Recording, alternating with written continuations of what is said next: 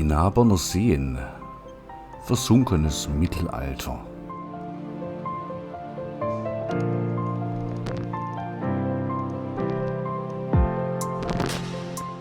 (19 Kilometer, 90 Höhenmeter).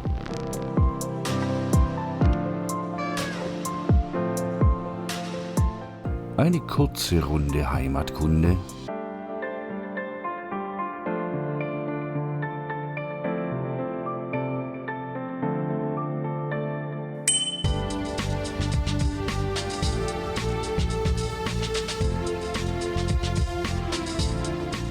Mein Name ist Martin Schmid und ich nehme dich mit auf eine Tour. Zurück zur Langsamkeit und vorwärts zu sich selbst.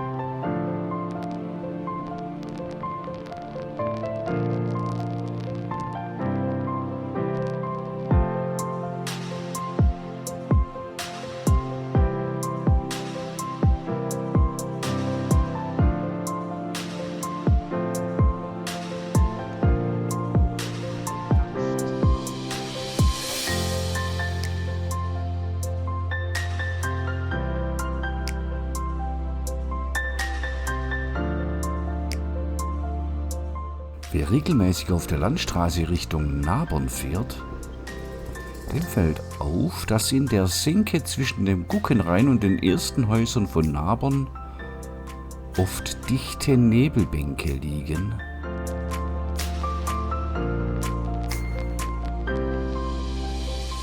Und angesichts des mehrere Meter hohen Dammes fragt man sich, wozu wohl dieser angelegt wurde. Und wann?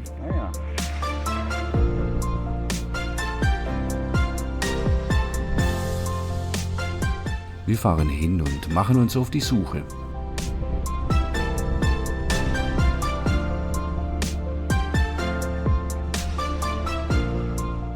In einem alten Geschichtsbuch steht: Im Jahr 1416 kauft Berchtold Grumm ein Wieslein, zum See gelegen auf Gemarkung Dettingen.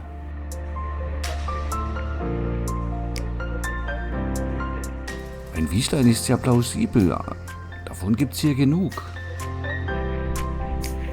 Aber wo ist der See?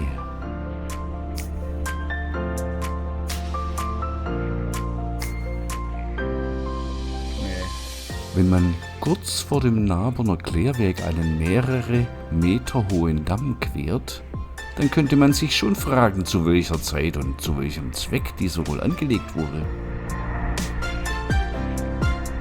Bereits in frühester Zeit ist hier wahrscheinlich ein See vorhanden gewesen.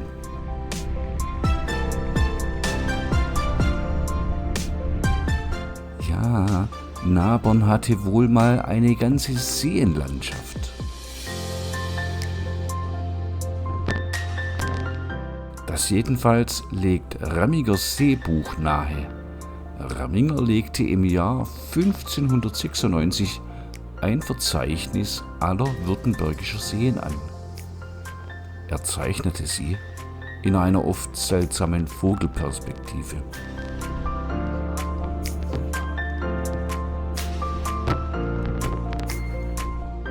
Der ganze Teckhang von der Burg Teck über das Hörnle herab zum Naberner Ried gehörte den Herren auf der Teck.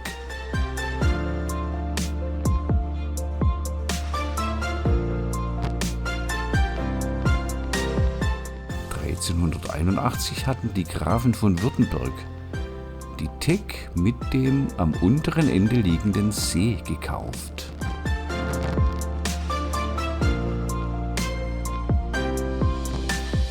Die Herrschaft Württemberg erweitert nun um das Jahr 1470 den Naberner See zu einer Großanlage für die Fischzucht, um so die fürstliche Tafel mit frischem Fisch zu bereichern.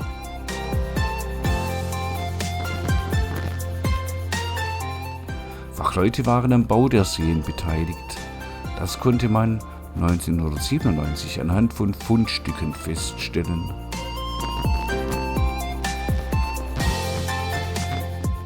Die Bauern von Dettingen und Nabern mussten seinerzeit umfangreiche Fronleistungen erbringen. Ja.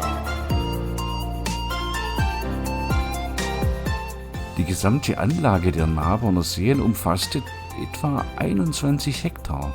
Das ist ungefähr die 9-fache Fläche der Kirchheimer Bürgerseen.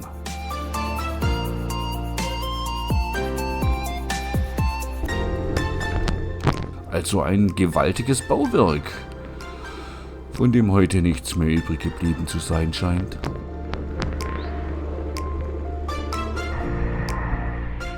Aber der Damm ist noch deutlich zu erkennen und erinnert die Autofahrer, dass hier einst ein See war.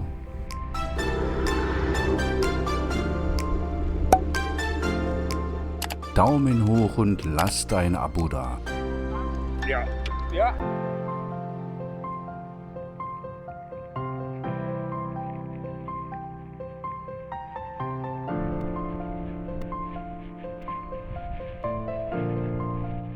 Aber etwas anderes ist zu sehen.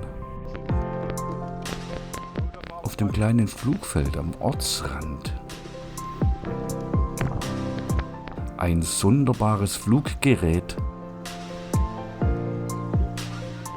Sieht aus wie ein Hubschrauber, aber mit Propeller und irgendwie ganz anders.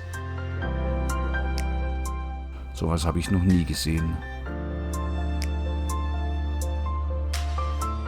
Ein kurzes Gespräch mit dem Piloten macht deutlich, es ist ein Tragschrauber.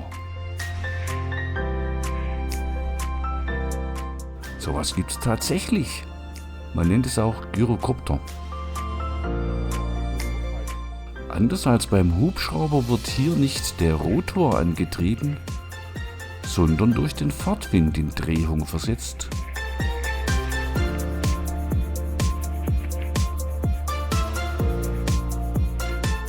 Das Tragflächenprofil der Rotorblätter sorgt schon bei langsamem Vorwärtsflug für den nötigen Auftrieb.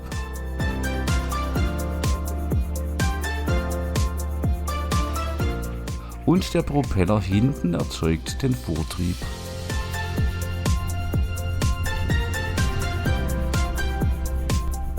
Schweben kann der Tragschrauber nicht und auf der Stelle stehen geht auch nicht.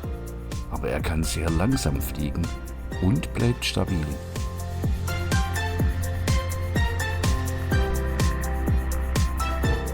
Wir schauen beim Start zu und verabschieden das seltene Gerät auf einen tollen Rundflug zu den Schönheiten des Albtraufes. Ja, wirklich. Boah, Lecco mio, spätestens jetzt hätte ich Hose zu.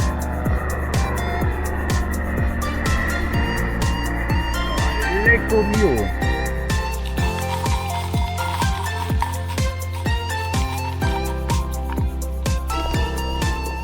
Für uns ist der Heimweg nicht mehr weit.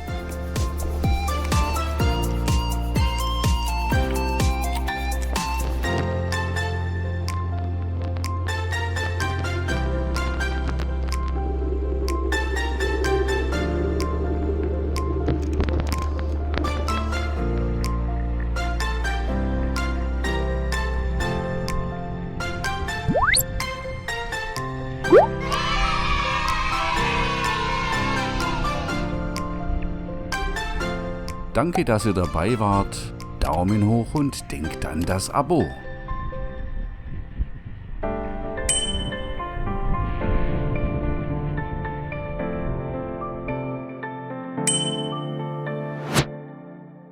Tschüss, bis zum nächsten Mal.